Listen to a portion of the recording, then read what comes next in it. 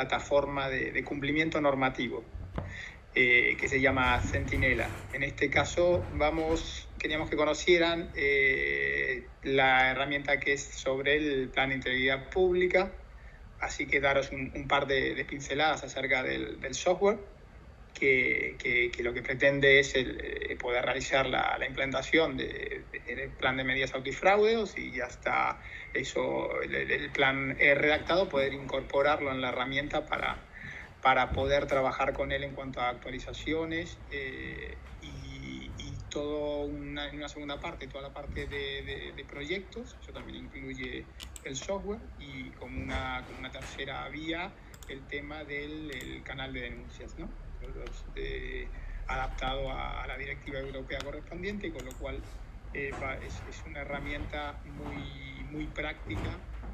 para realizar toda la gestión documental, y cuenta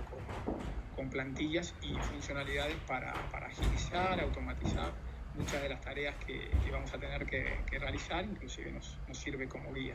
Estoy con mi compañera Natalia Arteaga, que nos va a mostrar el funcionamiento de la herramienta. En unos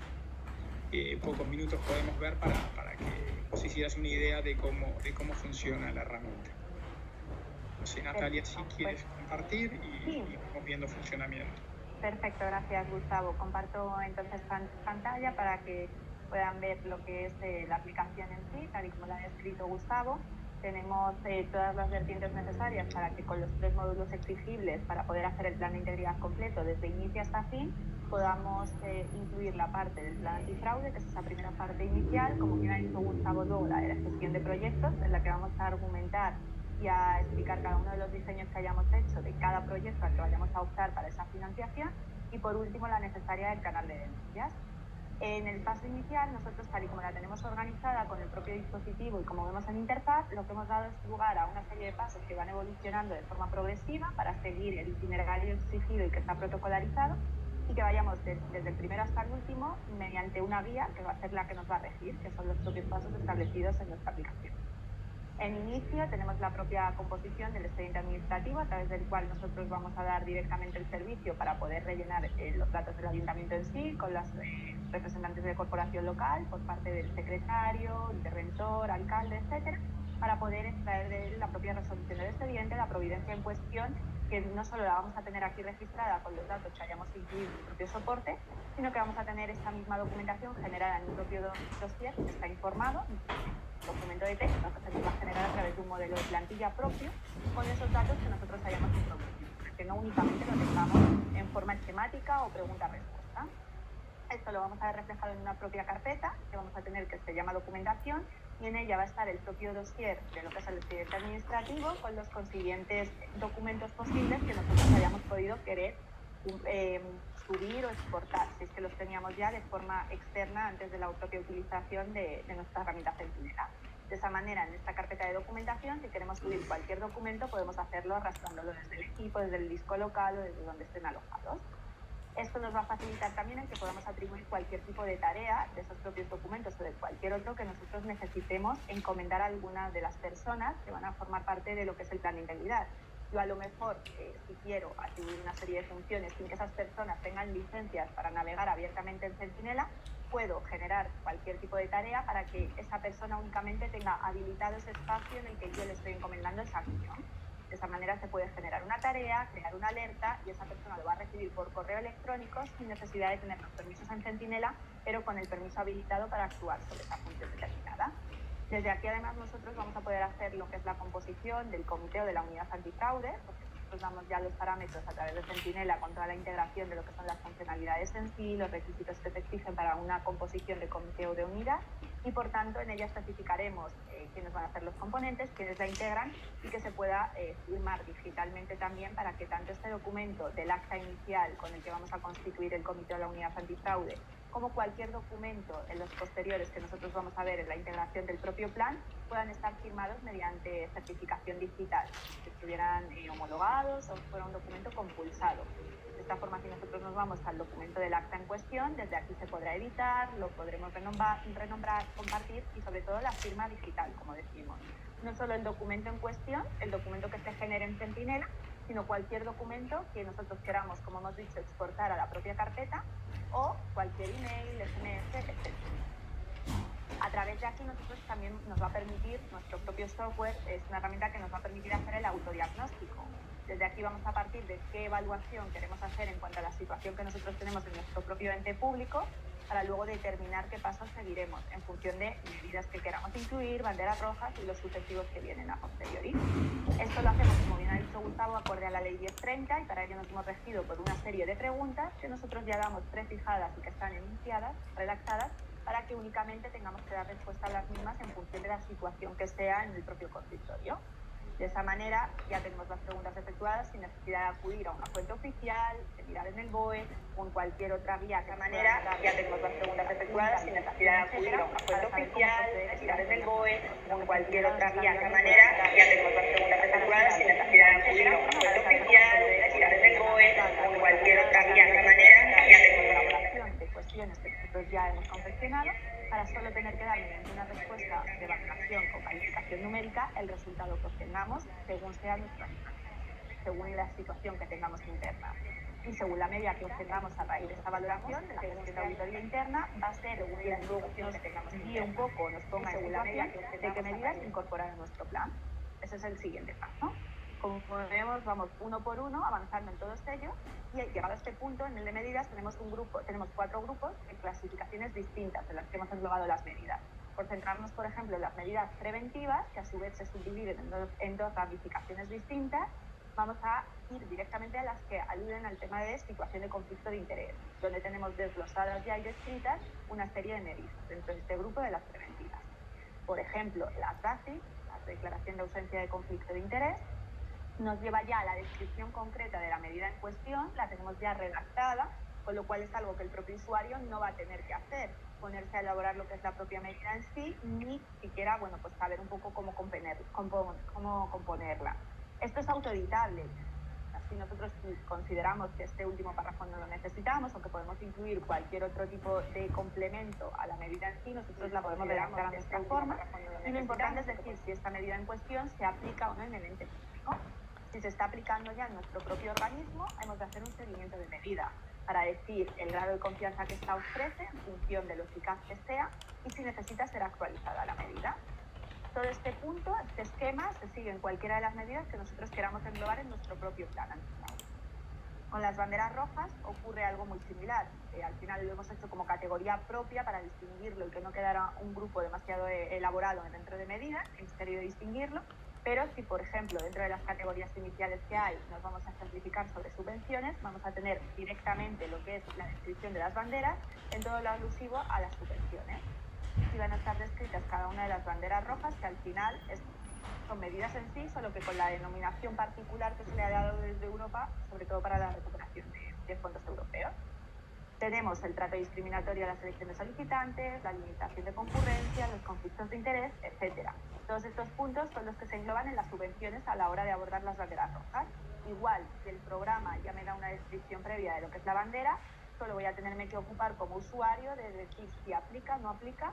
en el ayuntamiento en el que yo estoy haciendo el estudio para el plan antifraude. Así sucesivamente con todos los grupos, según las banderas que nosotros queramos englobar. A partir de aquí, bueno, también es referente tener en cuenta que vamos a estar guiados. O sea, no va a ser simplemente desglosar en cada apartado lo que nosotros consideremos, sino que aunque es muy intuitivo y es una herramienta bastante eficaz, tenemos directamente la referencia a la norma que haga alusión a esta bandera. De esa forma se puede contextualizar o, bueno, pues un poco poner en situación de la bandera roja que nosotros estamos abordando, qué Real Decreto es el que habla de ella y en qué artículo. También tenemos otra serie de documentos, como es, por ejemplo, el código ético, que en caso de que el propio ayuntamiento no disponga de él, nosotros damos el modelo tipo para que los firmantes y los intervinientes puedan tener la rúbrica en el propio documento a presentar, que es el código ético, y luego con posterioridad estará ya compuesto con la propia estructura que se exige en cualquier contenido que ha de tener el plan antifraude. Es el contenido en sí, el propio índice con los puntos y anexos que en él se abordan. La ventaja de esto es que nosotros estableceremos el plazo en el que se va a establecer la revisión para hacer el consiguiente seguimiento del plan, y el posterior registro mediante el envío a la dirección de correo electrónico que se exige de Hacienda.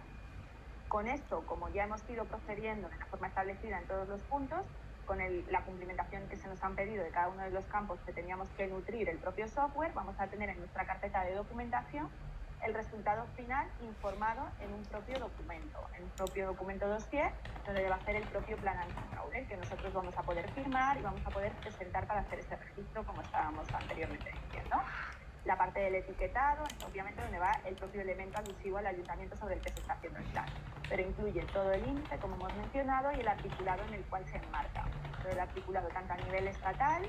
como autonómico, que también es un punto nuevo que hemos incluido en el apartado 5 de dicho índice, y la parte concerniente a la regulación europea. Esta sería la parte del plan antifraude. El segundo módulo sería el de identificar cada proyecto en función de la ayuda que vamos a pedir y para qué proyecto la vamos a destinar, y para ello tenemos que identificarlo pues, junto con quiénes integran el proyecto, qué entidad es la que decide sobre el mismo, sobre la financiación del proyecto, la que va a ejecutar, las fuentes de financiación y las partidas que se van a presupuestar dentro del mismo. Tenemos una serie de modelos también en caso de que sea necesario presentarlos, como el de no causar perjuicio significativo, que hace alusión a toda la parte medioambiental y del etiquetado e impacto medioambiental. Los DACI, la declaración de ausencia de conflicto de interés, que como obligadamente tiene que ser firmada por todos los intervinientes en cada proyecto. Nosotros tendremos en nuestra carpeta de documentación incluidos todos los dosieres, todas las actas de aquellos intervinientes en cada proyecto. De esa manera vamos a tener distinguido el cargo que tiene en el ayuntamiento, el puesto que desempeña dentro de lo que es la función del proyecto y, por último, el lugar y la firma del interviniente. Y en nuestra carpeta, como digo, siempre de documentación, tantos modelos DACI como intervinientes formen parte del proyecto. Tenemos también la parte fundamental que yo diría de este segundo punto, es el análisis de riesgo. Por seguir respecto a la ejemplificación anterior que habíamos hecho en banderas rojas, vamos a continuar por la guía de subvenciones, y dentro de ellas todos los tipos de análisis de riesgos que podemos analizar ante una financiación de subvención. Por ejemplo, si analizamos los conflictos de interés, igual el riesgo, como ocurría con la medida, va a estar previamente descrito para saber si es relevante o no de cara a la autoridad de gestión, al propio ente público, y en caso de que sea relevante habrá que establecer una serie de seguimiento para ese riesgo, para analizar por qué existe y qué forma hay de que sea menor. Entonces, para ello nosotros damos una serie de parámetros, como puede ser en primer lugar un indicador que pueda contribuir a que se haga un nuevo estudio mediante una valoración y estimar el riesgo a posteriori de ese indicador. En este caso, lo que vamos a obtener es el impacto bruto. Valoramos qué situación tenemos ante ese indicador por ese riesgo en nuestro ayuntamiento, y el riesgo bruto que obtengamos va a tener que ser controlado. Por tanto, ya se establece un control para este posible riesgo. El control que nosotros marquemos, una vez puesto en marcha con una persona que se encargue de llevarlo a cabo, vamos a establecer de nuevo una nueva valoración que vamos a calificar también numéricamente otra vez, y que en este caso calcularemos el impacto neto. Lo podemos dejar aquí si consideramos que el resultado obtenido es el idóneo, y si no, podemos emprender un plan de acción que será el que nosotros a nivel interno mismos diseñemos para llevar a cabo. Y con este plan de acción ocurre igual, hacemos una última valoración que va a ser la que nos dé el impacto objetivo, con la puntuación que en este caso se obtenga según la situación del ayuntamiento, con ese control y con ese indicador. Por tanto, ya obtendremos el impacto objetivo. Y así sucesivamente, con tantos riesgos como tengamos que analizar o queramos incluir en ese análisis. Luego esto también lo podemos ver en una serie de informes, a través de donde también obtenemos la propia matriz de riesgos. Y en esta matriz de riesgos no solo vamos a poder ver todos los indicadores a través de los cuales hemos analizado cada uno de los riesgos y cuál es la probabilidad obtenida después de ese análisis, sino que lo podemos ver a modo gráfico. También, bueno, pues para que muchos ayuntamientos, incluso si quieren hacer públicos estos datos en los que han trabajado, lo puedan hacer en el portal de transparencia o en cualquier otro site que habiliten. Y por último, el tercer eslabón necesario en toda esta cadena del plan de integridad, que es algo también obligatorio, es el tener abierto un canal de denuncias para que cualquier personal interno o externo a la propia organización pública pueda presentar algún tipo de denuncia. Una vez se establece ese canal, que lo normal es activarlo para poderlo configurar y que se publique mediante URL en la página web del ayuntamiento, para que así cualquier persona pueda tener acceso a ello, la persona lo visualiza de la siguiente manera para poder presentar esa denuncia de una forma sobre todo ágil y que no requiera tampoco mayor información, sino que la relación que esta persona tiene con la propia organización, la tipología de la denuncia que está presentando. En caso de ser denuncia de violencia o acoso, necesariamente tiene que ser nominativa asociada al denunciante, pero en caso de ser cualquier otro tipo de denuncia puede ser anónima. Esto es además ahora lo que exige Europa, que pueda ser anónima. Entonces nosotros damos esa opción para que la persona detalle qué es lo que ha ocurrido y si tiene pruebas o testigos para presentar como evidencias, que los pueda juntar también. En caso de que la denuncia sea anónima, la persona que está denunciando va a recibir además un código identificativo con el que va a poder hacer el seguimiento de la denuncia. Va a estar informada en todo momento. Y una vez esta persona ya ha incluido los datos que se piden, que tampoco se recopila mayor información sobre los hechos, si le da a guardar al documento, automáticamente le va a llegar a la persona que se vaya a encargar de tramitarlo. Una vez le llegue a la persona que va a tramitar esta denuncia, lo que tiene que hacer es asignar un responsable de la investigación que se va a encargar de gestionar con los recursos que se le den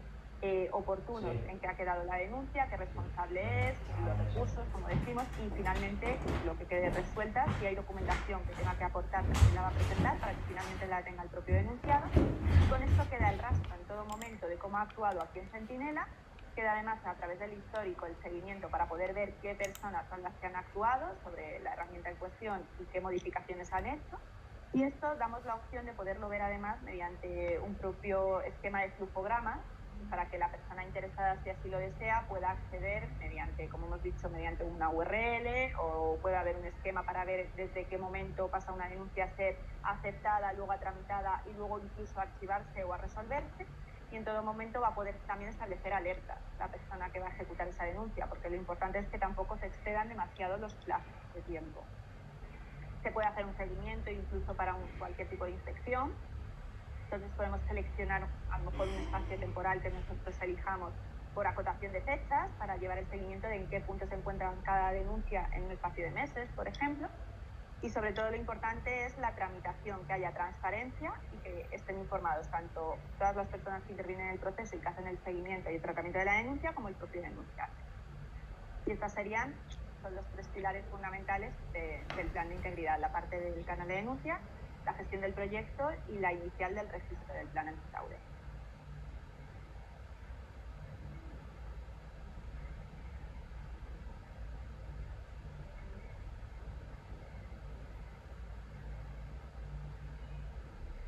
No se te oye, Gustavo. Perdón, comentaba que quería agradecer a la organización por dejarnos participar de la jornada y por parte de Lefebvre transmitiros esta gratitud y simplemente desearos una buena tarde. Muchas gracias. Hasta luego.